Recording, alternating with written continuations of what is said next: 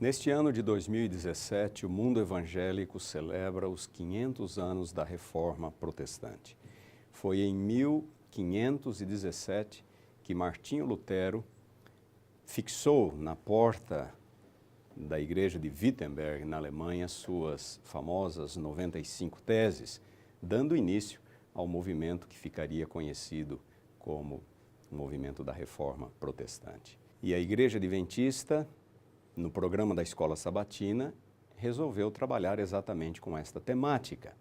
E por esta razão, neste terceiro trimestre de 2017 e no próximo, no quarto trimestre, vamos estudar dois livros que foram extremamente importantes e que deram a Martinho Lutero, por assim dizer, o conhecimento, a compreensão necessária para que ele pudesse levar adiante a obra da reforma. Dois livros que, embora não sejam idênticos, têm muita coisa em comum. Eles ensinam sobre a doutrina da salvação, como o ser humano pode alcançar justiça diante de Deus. Romanos e Gálatas. E neste trimestre, então, terceiro, vamos estudar a Epístola aos Gálatas, começando por esta epístola, e no próximo passaremos para a Epístola de Paulo aos Romanos. O Evangelho em Gálatas é o título da nossa lição da Escola Sabatina. Nós estudamos este tema, esta epístola, em 2011, portanto, apenas 6 anos atrás, e agora vamos estudá-la novamente por conta da temática dos 500 anos da Reforma Protestante. E esta primeira lição do trimestre, Paulo, o apóstolo aos gentios. O foco é o personagem, este grande apóstolo, sem dúvida nenhuma, o maior apóstolo da igreja primitiva. Paulo reconhecia isso. Ele diz em 1 Coríntios, capítulo 15, versículo 10, algo que pode não soar muito bem aos nossos ouvidos, se referindo aos demais apóstolos, ele diz: trabalhei muito mais do que todos eles. Mas ele é humilde o bastante para dizer que, na verdade, não foi ele, mas a graça de Deus atuando por seu intermédio. Ele se considerava, na verdade, o menor dos apóstolos por haver perseguido a igreja, pelo seu passado perseguidor. Mas ele reconhecia que, em se tratando da propagação do evangelho no mundo greco-romano da época, sem dúvida nenhuma, Paulo fez mais do que qualquer um dos demais apóstolos. O seu nome de nascimento era Saulo, e é assim que ele é apresentado na Bíblia, nos primeiros capítulos ali do livro de Atos. Ele não fora um dos 12 apóstolos, o que significa que ele não conhecera Jesus quando Jesus ministrou na Galileia, na Judéia. Ele não estivera entre os 12. Ele aparece pela primeira vez no relato bíblico apenas no capítulo 9 do livro de Atos, no contexto da execução de Estevão.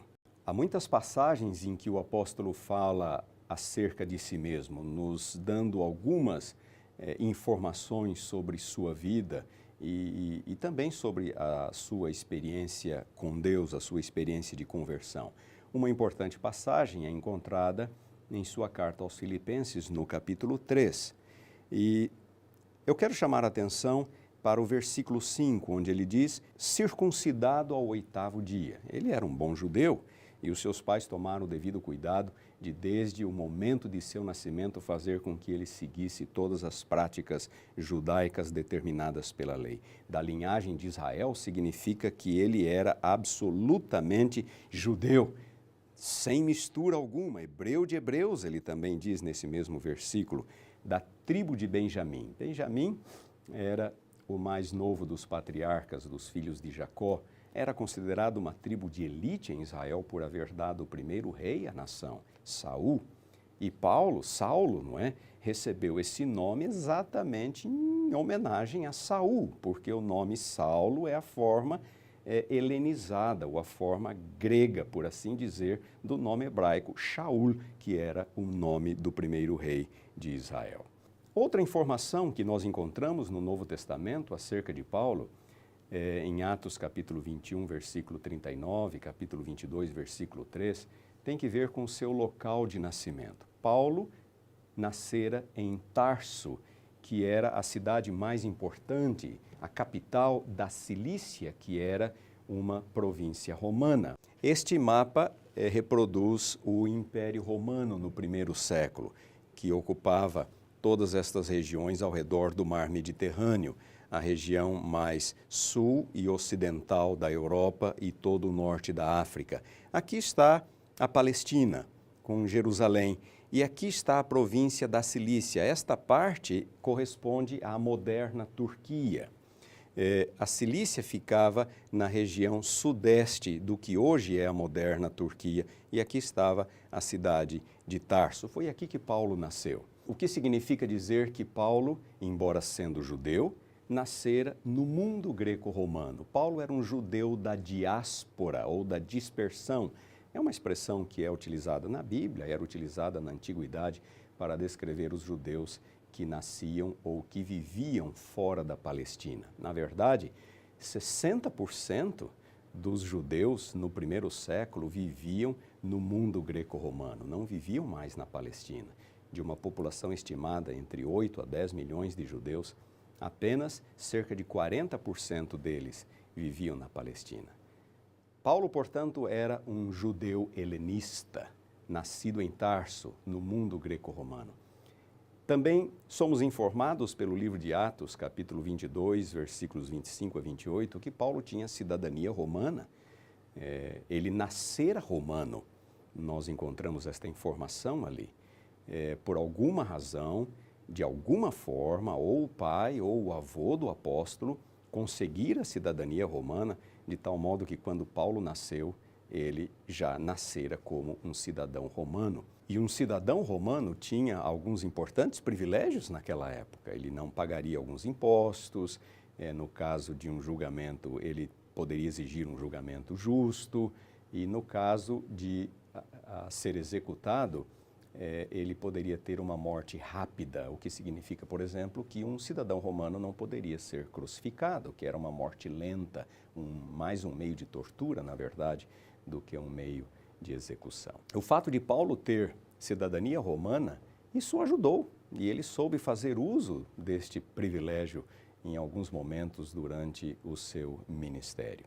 Outra informação sobre Paulo que nós encontramos no Novo Testamento, em Atos capítulo 22, versículo 3, é que, embora tendo nascido em Tarso, na Cilícia, ele crescera em Jerusalém e fora ali educado aos pés de Gamaliel, que era um dos maiores rabinos da época. Na literatura judaica, este rabino, Gamaliel, é descrito em termos muito honrosos, dado o seu prestígio entre a população, entre outros rabinos da época. O que significa que Paulo recebeu o melhor da educação judaica disponível na época.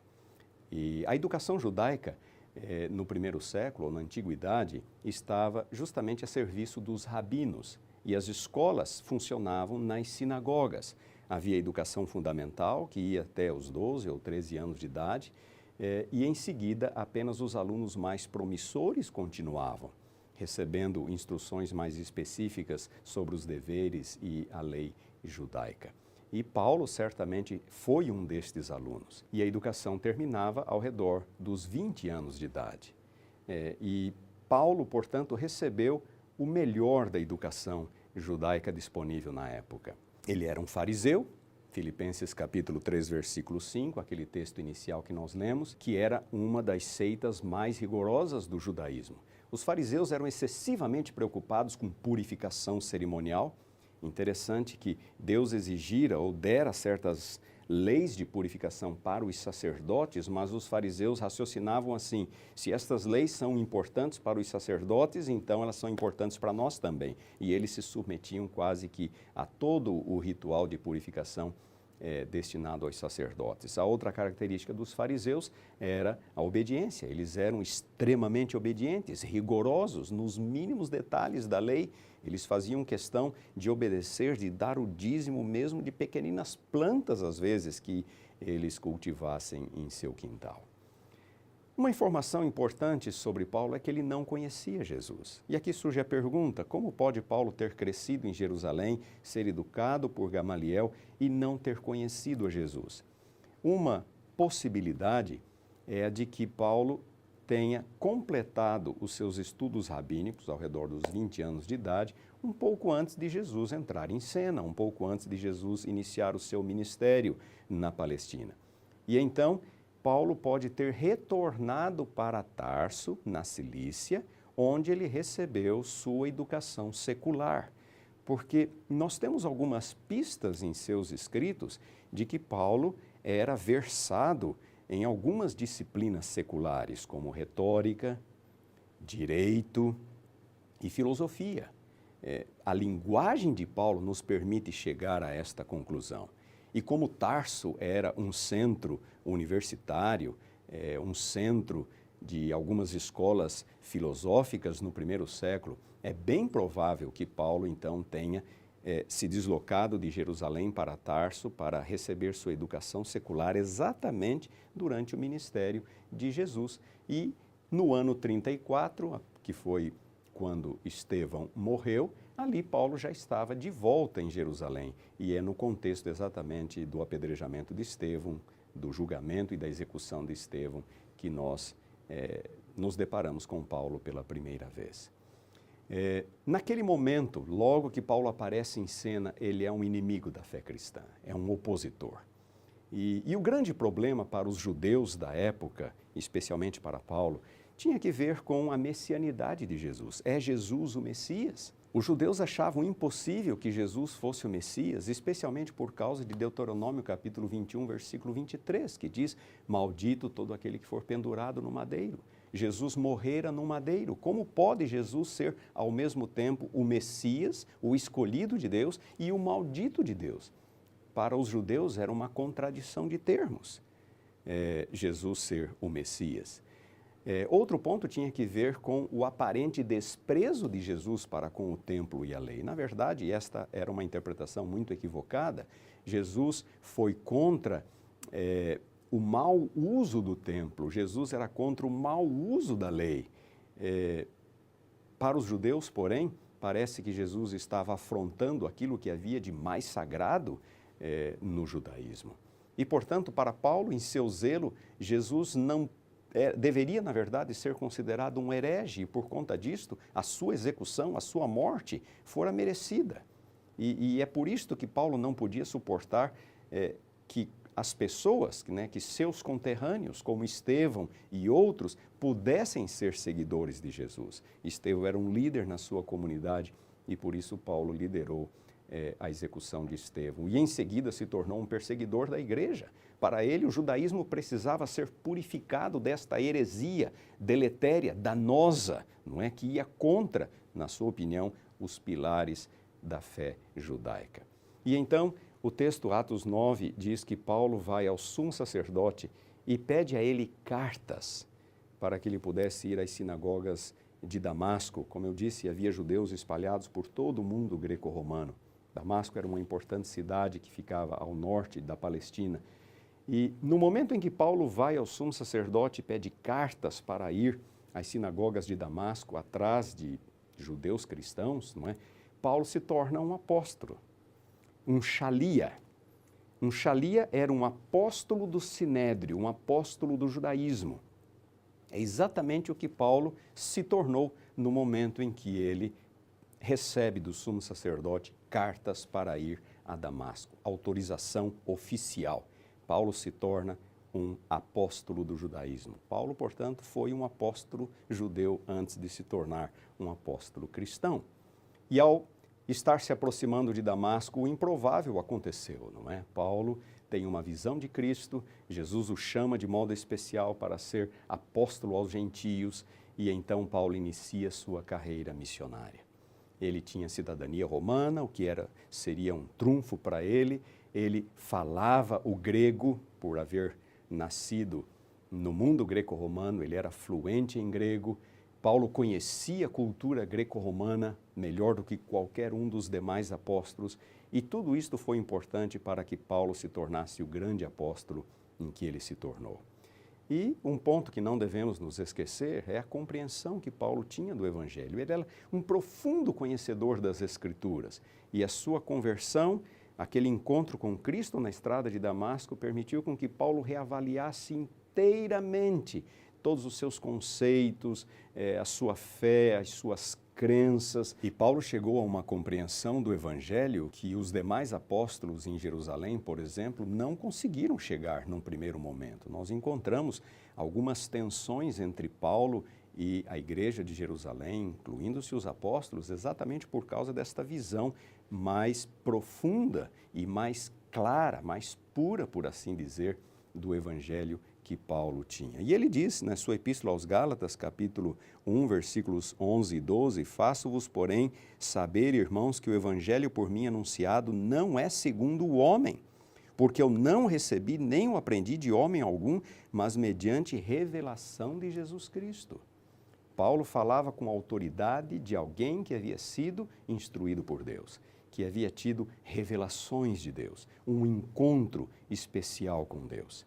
E o tema desta epístola aos Gálatas é exatamente o Evangelho, não é? A ênfase de Paulo na natureza do Evangelho, como que o ser humano pode alcançar o favor de Deus, a graça de Deus, justiça diante de Deus. Paulo, ao dar esta ênfase em Gálatas, em Romanos, em Coríntios também, em algumas outras passagens, ele estava, na verdade, lutando contra uma tendência que havia na Igreja Apostólica, visto que praticamente todos os primeiros cristãos eram judeus, eles eram fortes e eles tentavam trazer para dentro do cristianismo os seus conceitos, as suas práticas. E havia aquele grupo, a quem nós chamamos de judaizantes, que era um grupo de judeus de Jerusalém, que ia numa espécie no encalço do apóstolo, não é, em suas viagens, desfazendo o seu evangelho e ensinando um outro evangelho, ensinando justificação pela lei, pela guarda da lei. E Paulo teve que lutar contra isto, não é? Gálatas é uma epístola em que Paulo escreveu contra a obra dos judaizantes. Romanos é outra epístola. E durante todo este trimestre estaremos então estudando esta epístola extraordinária. Embora curta, 6 capítulos apenas, em Gálatas nós encontramos alguns dos conceitos mais fundamentais acerca do Evangelho, da salvação unicamente pela fé em Cristo Jesus. Você é nosso convidado. Estaremos aqui com a intenção de ajudá-lo, fornecer-lhe algum material adicional, algum subsídio adicional, para que você possa ter uma compreensão mais profunda desta epístola e deste tema maravilhoso.